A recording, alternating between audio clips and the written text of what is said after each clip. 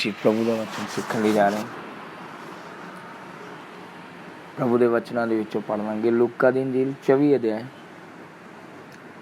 ਉਸਦਾ 49 ਵਚਨ ਇੱਕ ਵਾਰ ਫਿਰ ਪੜ੍ਹ ਲਾਂਗੇ।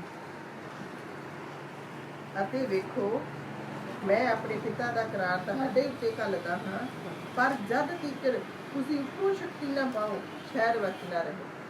ਸ਼ਹਿਰ ਵਿੱਚ ਨਾ ਰਹੋ। ਹਾਂ, ਨਾ ਰਹੋ। ਰਹੋ, ਹਾਂਜੀ, ਰਹੋ। ਠੀਕ। ਇੱਧਰ ਲਿਖਿਆ ਪ੍ਰਭੂ ਦਾ ਵਚਨ ਕਹਿੰਦਾ, ਜਦ ਤੱਕ ਤੁਸੀਂ ਉੱਪਰੋਂ ਸ਼ਕਤੀ ਨਾ ਪਾਓ, ਸ਼ਹਿਰ ਵਿੱਚ ਟਿਕੇ ਰਹੋ, ਬਾਹਰ ਨਾ ਕਿਤੇ ਜਾਣਾ। ਇਸੇ ਤਰ੍ਹਾਂ ਉਹ 120 ਲੋਕ ਜਿਹੜੇ ਸੀ, ਉਹ ਇੱਕ ਚੁਬਾਰੇ ਦੇ ਵਿੱਚ ਬੈਠ ਕੇ ਪ੍ਰਾਰਥਨਾ ਕਰਦੇ ਰਹੇ। ਆਈਏ ਅਸੀਂ ਪ੍ਰਭੂ ਦਾ ਵਚਨ ਪੜਾਂਗੇ। ਰਸੂਲਾਂ ਦੇ ਕੰਮ 2 ਅਧਿਆਇ ਉਹਦਾ 1 ਵਚਨ ਤੋਂ ਪੜਾਂਗੇ।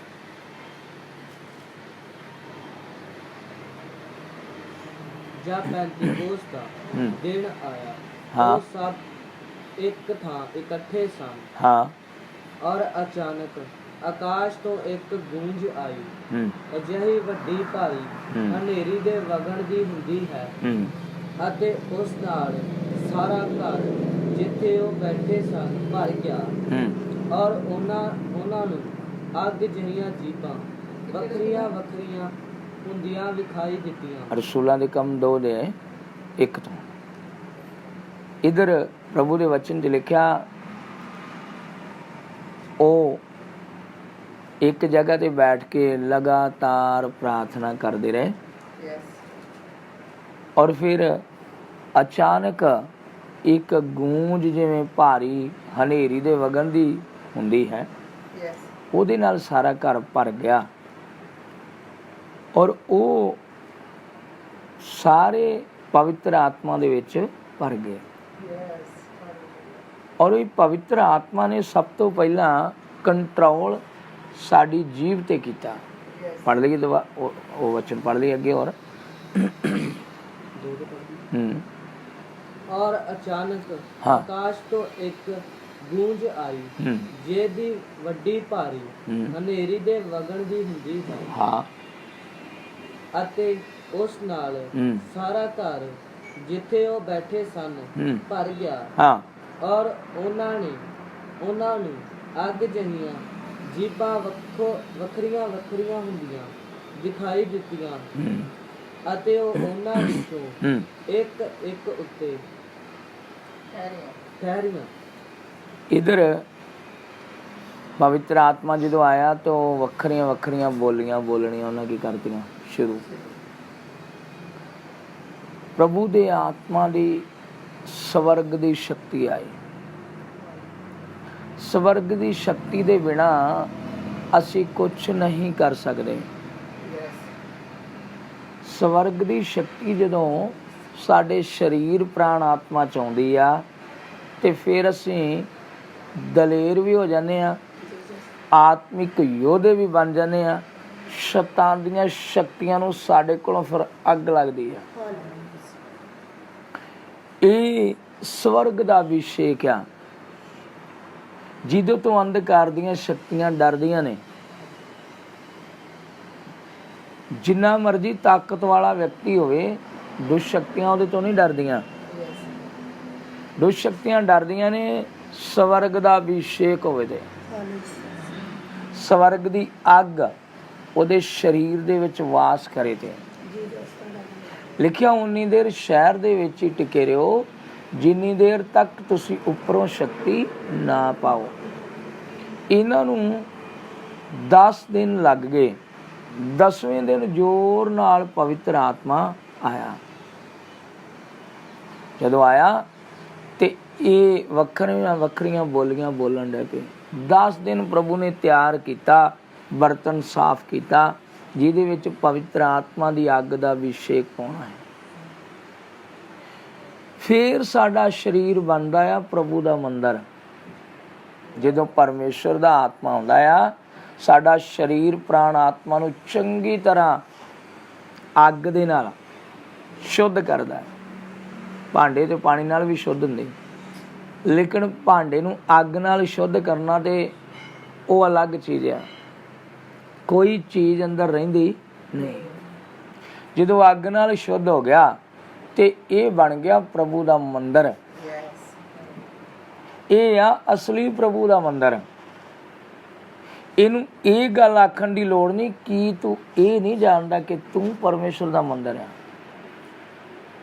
ਇਹਨੂੰ ਖੁਦ ਨੂੰ ਪਤਾ ਲੱਗ ਚੁੱਕਾ ਆ ਕਿ ਮੈਂ ਪਰਮੇਸ਼ਰ ਦਾ ਹੁਣ ਮੰਦਰ ਆ। ਇਹਨੂੰ ਬਾਰ-ਬਾਰ ਜਾ ਕੇ ਵਚਨ ਦੱਸ ਕੇ ਦੱਸਣ ਦੀ ਜ਼ਰੂਰਤ ਨਹੀਂ, ਕਿਉਂਕਿ ਇਹ ਬਣ ਚੁੱਕਾ ਆ। ਦੱਸਣ ਦੀ ਲੋੜ ਉਹਨੂੰ ਪੈਂਦੀ ਆ ਜਿਹੜਾ ਅਜੇ ਬਣਿਆ ਨਹੀਂ, ਜਿਹੜਾ ਅਜੇ ਕੱਚਾ ਆ, ਜਿਹਦਾ ਜੇ ਕੰਮ ਚੱਲ ਰਿਹਾ ਹੈ। ਜਦੋਂ ਅੱਗ ਆਉਂਦੀ ਆ ਤੇ ਅੱਗ ਆਣ ਕੇ ਸਾਡੀਆਂ ਸਰੀਰ ਦੀਆਂ ਇੱਛਾ, ਬਲਾਸ਼ਾ, ਕਾਮਨਾ ਸਭ ਨੂੰ ਸਾੜ ਦਿੰਦੀ ਆ। ਉਹ ਆਤਮਿਕ ਅੱਗ ਆ। ਉਹ ਸਰੀਰ ਦੇ ਉੱਤੇ ਵੀ ਚੰਗੀ ਤਰ੍ਹਾਂ ਨੂੰ ਤਿਆਰ ਕਰਦੀ ਹੈ, ਪ੍ਰਾਣ ਨੂੰ ਵੀ ਚੰਗੀ ਤਰ੍ਹਾਂ ਤਿਆਰ ਕਰਦੀ ਆ। ਫਿਰ ਸਾਡਾ ਪ੍ਰਾਣ ਜਿਹੜਾ ਸਾਡੇ ਵੱਸ 'ਚ ਰਹਿੰਦਾ ਹੈ, ਨਹੀਂ ਤੇ ਵੱਸੋਂ ਬਾਹਰ ਹੋ ਜਾਂਦਾ। ਸਾਡਾ ਸਰੀਰ ਬੇਸ਼ੱਕ ਪ੍ਰਭੂ ਦਾ ਮੰਦਰ ਆ, ਇਹਦੇ ਵਿੱਚ ਇੱਛਾਵਾਂ ਆਉਂਦੀਆਂ ਤੇ ਇਹਦਾ ਮਤਲਬ ਅੱਗ ਘਟ ਗਈ ਆ। ਇਹਦੇ ਵਿੱਚ ਡਰ ਆਉਂਦਾ ਤੇ ਇਹਦਾ ਮਤਲਬ ਅੱਗ ਕੀ ਹੋ ਚੁੱਕੀ ਆ, ਘਟ ਗਈ ਆ। ਇਹ ਸੰਸਾਰ ਵੱਲੇ ਖਿੱਚ ਕੇ ਖੜਦਾ ਤੇ ਇਹਦਾ ਮਤਲਬ ਅੱਗ ਘਟ ਚੁੱਕੀ ਆ, ਕਿਉਂਕਿ ਇਹ ਪਰਮੇਸ਼ਰ ਦਾ ਮੰਦਰ ਆ। ਪਰਮੇਸ਼ਰ ਦੇ ਮੰਦਰ ਦੇ ਵਿੱਚ ਇਹ ਆਤਮਿਕ ਮੰਦਰ ਆ। ਇਸ ਮੰਦਰ ਦੇ ਵਿੱਚ ਲੰਗਰ ਦਾ ਸਮਾਨ ਹੋਵੇ ਨਾ ਹੋਵੇ, ਇਹਦੇ ਵਿੱਚ ਅੱਗ ਹੋਣੀ ਬਹੁਤ ਕੀ ਆ, ਜ਼ਰੂਰੀ ਆ। ਇਹ ਅੱਗ ਨਾਲ ਚੱਲਦਾ ਹੈ, ਇਹ ਅੱਗ ਨਾਲ ਚੱਲਦਾ ਹੈ। ਅਸੀਂ ਹਰ ਗੱਡੀ ਨੂੰ, ਮੋਟਰਸਾਈਕਲ ਨੂੰ ਵੇਖਦੇ ਆ, ਉਹਦੇ ਵਿੱਚ ਜਿਹੜਾ ਪੈਟਰੋਲ ਪਾਇਆ ਜਾਂਦਾ ਆ ਉਹ ਇੰਜਨ 'ਚ ਜਾ ਕੇ ਅੱਗ ਬਾਲਦਾ ਹੈ। ਉਹ ਅੱਗ ਦਾ ਇੰਨਾ ਪ੍ਰੈਸ਼ਰ ਹੁੰਦਾ, ਇੰਨਾ ਜ਼ੋਰ ਹੁੰਦਾ, ਫਿਰ ਮੋਟਰਸਾਈਕਲ 100 ਦੀ ਸਪੀਡ ਤੇ, ਗੱਡੀ 100 ਦੀ ਸਪੀਡ ਤੇ ਜਾਂਦੀ ਹੈ। ਅਗਰ ਉਹ ਅੱਗ ਨਾ ਬਲੇ ਅੰਦਰ ਤੇ ਮੋਟਰਸਾਈਕਲ ਕਦੀ ਸਟਾਰਟ ਹੀ। ਤਾਂ ਸਾਡਾ ਸਰੀਰ ਪ੍ਰਭੂ ਦਾ ਮੰਦਰ ਆ। ਕਹਿੰਦਾ ਉਨੀ ਦੇਰ ਸ਼ਹਿਰ 'ਚ ਟਿਕੇ ਰਹੋ ਜਿੰਨੀ ਦੇਰ ਤੁਹਾਡੇ ਉੱਤੇ ਉੱਪਰੋਂ ਸ਼ਕਤੀ ਨਾ ਆਵੇ। ਫਿਰ ਇੱਕ ਮੋਹਰ ਲੱਗ ਜੂਗੀ ਕਿ ਤੁਹਾਡਾ ਸਰੀਰ ਪ੍ਰਭੂ ਦਾ ਮੰਦਰ ਆ। ਇਹ ਪ੍ਰਭੂ ਦਾ ਮੰਦਰ ਆ ਤੇ ਫਿਰ ਇਹਨੂੰ ਕੋਈ ਇੱਛਾ ਆ ਹੀ ਨਹੀਂ ਸਕਦੀ। ਆਗੇ ਅੰਦਰ ਪਾਉਣ ਲਾਉਣ ਦੀ ਇੱਛਾ ਹੋਵੇ, ਖਾਣ ਪੀਣ ਦੀ ਇੱਛਾ ਹੋਵੇ, ਵਾਂਢੇ ਜਾਣ ਦੀ ਇੱਛਾ ਹੋਵੇ, ਸੰਸਾਰ 'ਚ ਰਹਿਣ ਦੀ ਇੱਛਾ ਹੋਵੇ, ਕੋਈ ਇੱਛਾ ਆ ਹੀ ਨਹੀਂ ਸਕਦੀ। ਜੇ ਇੱਛਾ ਆਈ ਤੇ ਅੰਦਰ ਆ ਗਿਆ, ਅੱਗ ਦੇ ਵਿੱਚ ਤੇ ਜਿਹੜੀ ਚੀਜ਼ ਗਈ ਉਹ ਸਾੜੀ ਜਾਊਗੀ। ਸਾਡੇ ਅੰਦਰ ਇੱਛਾਵਾਂ ਰਾਜ ਕਿਉਂ ਕਰਦੀਆਂ ਨੇ? ਕਿਉਂਕਿ ਅੱਗ ਘੱਟ ਆ। ਹੁਣ ਤੁਸੀਂ ਆਪਣਾ ਘਰ ਕਿਸੇ ਨੂੰ ਖੋਲ ਕੇ ਨਹੀਂ ਦਿਓਗੇ ਤੇ ਕੋਈ ਆਣ ਕੇ ਥੋੜੀ ਬਹਿ ਜਾਊਗਾ। ਜਦ ਤੁਸੀਂ ਇੱਕ ਕਮਰਾ ਖੋਲ ਕੇ ਦੇ ਦਿੱਤਾ ਤੇ ਉਹ ਬਹਿ ਗਿਆ। ਫਿਰ ਸਹਿਜੇ ਉਹਨੇ ਸਾਰੇ ਘਰ 'ਚ ਆਉਣਾ ਸ਼ੁਰੂ ਕਰ ਦਿੱਤਾ। ਇੱਛਾਵਾਂ ਇਸ ਪ੍ਰਕਾਰ ਦੀਆਂ ਨੇ। ਇਸ ਲਈ ਵੀ ਇੱਛਾਵਾਂ ਨੇ ਆਦਮ ਨੂੰ ਡੇਗਿਆ। ਠੀਕ ਆ, ਉਹਨੇ ਸੋਚਣਾ ਸ਼ੁਰੂ ਕੀਤਾ, ਇੱਛਾ ਆਈ ਮੈਂ ਪਰਮੇਸ਼ਰ ਵਰਗਾ ਹੀ ਬਣ ਜਾਣਾ, ਹੁਣ ਮੈਨੂੰ ਪਰਮੇਸ਼ਰ ਦੀ ਲੋੜ ਹੀ ਨਹੀਂ ਹੈ।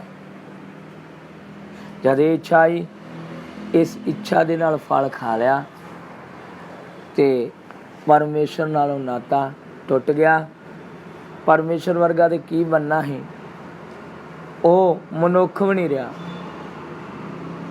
ਦੋਸ਼ ਰਹਿਤ ਮਨੁੱਖ ਵੀ ਨਹੀਂ ਰਿਹਾ। ਉਹ ਬਣ ਗਿਆ ਦੋਸ਼ੀ ਮਨੁੱਖ। ਸਰੀਰ ਪ੍ਰਭੂ ਦਾ ਹੀ ਬਣਾਇਆ ਉਹਨੇ ਹੀ, ਲੇਕਿਨ ਇੱਛਾਵਾਂ ਨੇ ਆਣ ਕੇ ਕੀ ਕਰ ਲਿਆ? ਡੇਰਾ ਲਾ ਲਿਆ। ਫਿਰ ਇੱਛਾਵਾਂ ਆਉਣੀਆਂ ਕੀ ਹੋ ਗਈਆਂ ਸ਼ੁਰੂ। ਅੱਗ ਅੰਦਰ ਆ ਤੇ ਇੱਛਾਵਾਂ ਤੇ ਜੈ ਆ, ਤਾਂ ਹੀ ਮੈਂ ਪਰਮੇਸ਼ਰ ਦਾ ਮੰਦਰ ਆ। ਅਗਰ ਅੱਗ ਅੰਦਰ ਨਹੀਂ ਆ ਤੇ ਮੈਂ ਪਰਮੇਸ਼ਰ ਦਾ ਮੰਦਰ ਨਹੀਂ ਆ। ਚੁੱਲ੍ਹੇ 'ਚ ਗੈਸ ਦੇ ਲਾਗੇ ਅੱਗ ਬਲਦੀ ਨਾ, ਕੋਈ ਚੀਜ਼ ਨਹੀਂ ਆਉਂਦੀ, ਗੈਸ ਬੰਦ ਕਰ ਲਓ ਤੇ ਕੀੜੀਆਂ ਉੱਤੇ ਚੜੀਆਂ ਫਿਰਨਗੀਆਂ ਤੇ ਬਲਦੇ ਲੱਗੇ ਆਉਣ, ਆ ਸਕਦੇ ਆ। ਇਸੇ ਤਰ੍ਹਾਂ ਦੁਸ਼ਟ ਆਤਮਾ ਉਦੋਂ ਸਾਡੇ ਸਿਰ ਚੜ੍ਹ ਕੇ ਬੈਠ ਜਾਂਦੀਆਂ ਨੇ ਜਦ ਪਵਿੱਤਰ ਆਤਮਾ ਦੀ ਅੱਗ ਬੁਝ ਜਾਂਦੀ ਹੈ। ਪਵਿੱਤਰ ਆਤਮਾ ਇੱਕ ਆਗਿਆ, ਪਵਿੱਤਰ ਆਤਮਾ ਸਾਡੇ ਅੰਦਰ ਪ੍ਰਾਣ ਆਤਮਾ ਨੂੰ ਚੰਗੀ ਤਰ੍ਹਾਂ ਫਰਾਈ ਕਰ ਦਿੰਦੀ ਹੈ। ਉਹਦੇ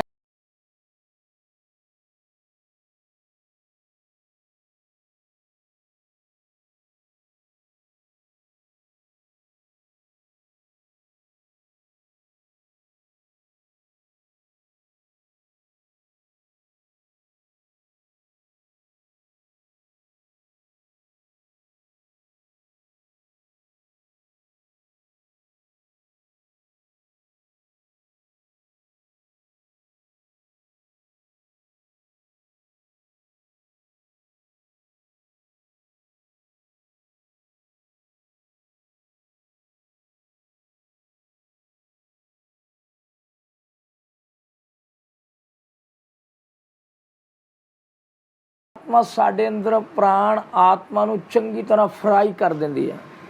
ਉਹਦੇ ਅੰਦਰੋਂ ਸਾਰੀਆਂ ਚੀਜ਼ਾਂ ਕੱਢ ਕੇ ਬਾਹਰ ਰੱਖ ਦਿੰਦੀ ਹੈ। ਫਿਰ ਅਸੀਂ ਪਰਮੇਸ਼ਰ ਦੇ ਆਤਮਾ ਦੀ ਅਗਵਾਈ ਨਾਲ ਚੱਲ ਸਕਦੇ ਹਾਂ, ਨਹੀਂ ਤੇ ਨਹੀਂ ਚੱਲ ਸਕਦੇ। ਇਸ ਲਈ ਸਾਨੂੰ ਸਮਝ ਲੱਗਣੀ ਮੇਰਾ ਸਰੀਰ ਪ੍ਰਭੂ ਦਾ ਮੰਦਰ ਆ ਤੇ ਅੱਗ ਦੇ ਬਿਨਾਂ ਇਹ ਖੋਲਾ ਆ। ਅੱਗ ਦੇ ਬਿਨਾਂ ਇਹ ਕਿਸੇ ਵੀ ਕੰਮ ਦਾ ਨਹੀਂ ਆ। ਉਹ ਆ ਸਵਰਗ ਦੀ ਅੱਗ। ਕਈ ਲੋਕ ਆਰਾਧਨਾ ਵੀ ਕਰਦੇ ਆ ਲੇਕਿਨ ਉਹਨਾਂ ਦਾ ਰੀਤੀ ਰਿਵਾਜ ਸੰਸਾਰ ਵਾਲਾ। ਫਿਰ ਇਹ ਅੱਗ ਕਿਹੜੀ ਆ? ਅੱਗ ਤੇ ਸ਼ੱਕ ਹੁੰਦਾ ਹੈ। ਅੱਗ ਨਕਲੀ ਵੀ ਆ ਤੇ ਅੱਗ ਅਸਲੀ ਵੀ ਆ। ਅਸਲੀ ਪਵਿੱਤਰ ਆਤਮਾ ਦੀ ਅੱਗ ਸਾਨੂੰ ਪਵਿੱਤਰ ਕਰੂਗੀ। ਸ਼ੈਤਾਨ ਨੇ ਵੀ ਨਾਟਕ ਕਰਕੇ ਉਹ ਅੱਗ ਸ਼ੁਰੂ ਕੀਤੀ ਆ। ਉਹ ਅੱਗ ਆਊਗੀ ਤੇ ਸਾਨੂੰ ਰਬੜ ਦੇ ਬਾਵੇ ਦੀ ਤਰ੍ਹਾਂ ਹਾਰ ਸ਼ਿੰਗਾਰ ਕਰਕੇ ਵੀ ਮਿਲੂਗੀ। ਕੋਈ ਅੰਦਰ ਚੇਤਾਵਨੀ ਨਹੀਂ, ਕੋਈ ਅੰਦਰ ਪਛਤਾਪ ਨਹੀਂ, ਪਾਪ ਦਾ ਪਛਤਾਵਾ ਨਹੀਂ। ਇਹ ਫਿਰ ਕਿਹੜੀ ਅੱਗ ਆ? ਸਵਾਲ ਖੜਾ ਹੁੰਦਾ ਹੈ। ਪਵਿੱਤਰ ਅੱਗ ਜਦੋਂ ਆਈ ਤੇ ਲੋਕਾਂ ਦਾ ਜੀਵਨ ਬਦਲ ਕੇ ਰੱਖ ਦਿੱਤਾ। ਪਵਿੱਤਰ ਆਤਮਾ ਦੀ ਅੱਗ ਜਦੋਂ ਆਈ ਉਹਨਾਂ ਦਾ ਦਿਲ ਦਿਮਾਗ ਪੂਰਾ ਬਦਲਿਆ ਗਿਆ। ਸਾਰੀ ਦੁਨੀਆ, ਸਾਰੇ ਪੱਤਰਕਾਰ, ਸਾਰੇ ਖਬਰਾਂ ਚਲਾਉਣ ਵਾਲੇ ਚੈਨਲ ਜਿਹੜੇ ਆ ਉਹ ਕਹਿੰਦੇ ਆ ਇਹਨਾਂ ਦਾ ਧਰਮ ਪਰਿਵਰਤਨ ਹੋ ਗਿਆ। ਉਹਨਾਂ ਦਾ ਧਰਮ ਪਰਿਵਰਤਨ ਨਹੀਂ ਹੋਇਆ। ਉਹਨਾਂ ਨੂੰ ਅੱਗ ਨੇ ਆਣ ਕੇ ਉਹਨਾਂ ਦਾ ਜੀਵਨ ਤਬਦੀਲ ਕਰ ਦਿੱਤਾ, ਬਦਲ ਦਿੱਤਾ। ਇਸ ਲਈ ਹੁਣ ਉਹ ਦਲੇਰੀ ਨਾਲ ਚੱਲਦੇ ਆ। ਉਹਨਾਂ ਨੂੰ ਮੌਤ ਦਾ ਡਰ ਨਹੀਂ, ਉਹਨਾਂ ਨੂੰ ਬਿਮਾਰੀ ਦਾ ਡਰ ਨਹੀਂ, ਉਹਨਾਂ ਨੂੰ ਪੈਸੇ ਦੀ ਤੰਗੀ ਦੀ ਟੈਨਸ਼ਨ ਨਹੀਂ। ਉਹਨਾਂ ਤੇ ਸਰੀਰਕ ਇੱਛਾ ਆਣ ਕੇ ਕੋਈ ਵੀ ਕਬਜ਼ਾ ਨਹੀਂ ਕਰ ਸਕਦੀ। ਕਬਜ਼ਾ ਉਦੋਂ ਹੋਊਗਾ ਜਦ ਅੱਗ ਘਟ ਗਈ। ਅੱਗ ਪ੍ਰਭੂ ਦੇ ਵਚਨਾਂ ਨਾਲ ਆਉਂਦੀ ਆ। ਅੱਗ ਪਵਿੱਤਰ ਆਤਮਾ ਦਾ ਅਭਿਸ਼ੇਕ ਆਉਂਦਾ ਹੈ। ਜਿਵੇਂ ਜਿਵੇਂ ਅਸੀਂ ਵਚਨ ਸਿੱਖਦੇ ਹਾਂ, ਇਹ ਵਚਨ ਅੰਦਰ ਜਾ ਕੇ ਲੱਗ ਜਾਂਦੇ ਆ। ਫਿਰ ਉਹ ਟਿਕ ਕੇ ਨਹੀਂ ਬਹਿਣ ਦਿੰਦੇ। ਜਿਵੇਂ ਜਿਵੇਂ ਬਜ਼ੁਰਗ ਹੁੰਦੇ ਜਾਓਗੇ ਉਵੇਂ ਉਵੇਂ ਦੌੜ ਤੁਹਾਡੀ ਵੱਧਦੀ ਜਾਊਗੀ। ਜਿਵੇਂ ਜਿਵੇਂ ਬਜ਼ੁਰਗ ਹੁੰਦੇ ਜਾਓਗੇ ਉਵੇਂ ਉਵੇਂ ਬੋਝ ਵੱਧਦਾ ਜਾਊਗਾ। ਜਿਵੇਂ ਜਿਵੇਂ ਬਜ਼ੁਰਗ ਹੁੰਦੇ ਜਾਓਗੇ ਅੱਗ ਦਾ ਅਭਿਸ਼ੇਕ ਤੁਹਾਡੇ ਤੇ ਕੰਟਰੋਲ ਕਰਨਾ ਸ਼ੁਰੂ ਕਰ ਦੂਗਾ। ਪਾਪ ਨਾਂ ਦੀ ਚੀਜ਼ ਤੁਹਾਡੇ ਲਾਗੇ ਨਹੀਂ ਆਊਗੀ। ਕਿਉਂ ਨਹੀਂ ਆ ਰਹੀ? ਕਿਉਂਕਿ ਅੰਦਰ ਕੀ ਆ? ਅੱਗ ਭਰੀ ਹੋਈ ਆ। ਇਹ ਜਿਹੜੀ ਅੱਗ ਆ ਇਹ ਫਿਰ ਹੱਥਾਂ ਦੇ ਦੁਆਰਾ, ਅੱਖਾਂ ਦੇ ਦੁਆਰਾ, ਮੂੰਹ ਦੇ ਦੁਆਰਾ ਬਾਹਰ ਆਉਂਦੀ ਆ। ਅੱਗ ਦੇ ਨਾਲ ਭਰੇ ਵਚਨ ਪਰਮੇਸ਼ਰ ਦੇ ਲੋਕਾਂ ਦੇ ਦਿਲਾਂ ਦੇ ਵਿੱਚ ਜਾ ਕੇ ਖੁੱਭ ਜਾਂਦੇ ਆ। ਉਹਨਾਂ ਨੂੰ ਫਿਰ ਸਮਝ ਲੱਗਦੀ ਮੈਂ ਸੱਚਮੁੱਚ ਪਾਪੀ ਹਾਂ। ਮੈਂ ਪਾਪ ਤੋਂ ਇਨਕਾਰ ਨਹੀਂ ਕਰ ਸਕਦਾ। ਅਗਰ ਮੈਂ ਇਹ ਬੋਲਾਂ ਕਿ ਮੈਂ ਪਾਪੀ ਨਹੀਂ ਹਾਂ ਤੇ ਮੈਂ ਸੱਚਾਈ ਦਾ ਵਿਰੋਧ ਕਰਦਾ ਹਾਂ ਔਰ ਮੈਨੂੰ ਮੰਨਣਾ ਹੀ ਪਊਗਾ ਕਿ ਮੈਂ ਪਾਪ ਕੀਤੇ ਆ। ਉਹ ਫਿਰ ਪਾਪ ਯਾਦ ਆਉਂਦੇ ਆ। ਇਸ ਲਈ ਇੱਕ ਕੋਈ ਬੰਦਾ ਮਾਰ ਦਵੇ ਤੇ ਉਹਨੂੰ 20 ਸਾਲ ਕੈਦ ਆ। ਕਿੰਨੀ ਤਗੜੀ ਸਜ਼ਾ ਆ। ਕਈਆਂ ਨੇ ਤਾਂ ਲੱਖਾਂ ਪਾਪ ਕੀਤੇ, ਉਹਨਾਂ ਨੂੰ ਇਹਦੇ ਬਾਰੇ ਕੋਈ ਗਿਆਨ ਹੀ ਨਹੀਂ ਆ। ਮੈਂ ਕਿੰਨਾ ਤਗੜਾ ਦੋਸ਼ੀ ਆ, मैं कितना तगड़ा पापी हाँ, मैं ते बहुत वड्डा गुनाहगार हाँ। ये वचन जद अंदर जाते आ, अंदरों मनुख टुटदा आ, मैं पापी हाँ प्रभु, मैं पापी हाँ प्रभु, मेरे पाप भयानक आ प्रभु, मैं जेड़े पाप कीते उन्हां दी माफ़ी नहीं हैगी, मैं माफ़ी मंगा किवें? असली वो फिर प्रभु अग दे नाल उहनूं शुद्ध करदा है, उहनूं पवित्र आत्मा दी अग दे नाल शुद्ध करदा है, उस भांडे नूं फिर ऐसा तैयार करदा है, वो भांडा फिर कदी भी पाप कर ही नहीं सकदा। इधर असी प्रभु दे वचन चों पढ़ांगे, पहला यूहन्ना 1:6 वचन तो पढ़ांगे।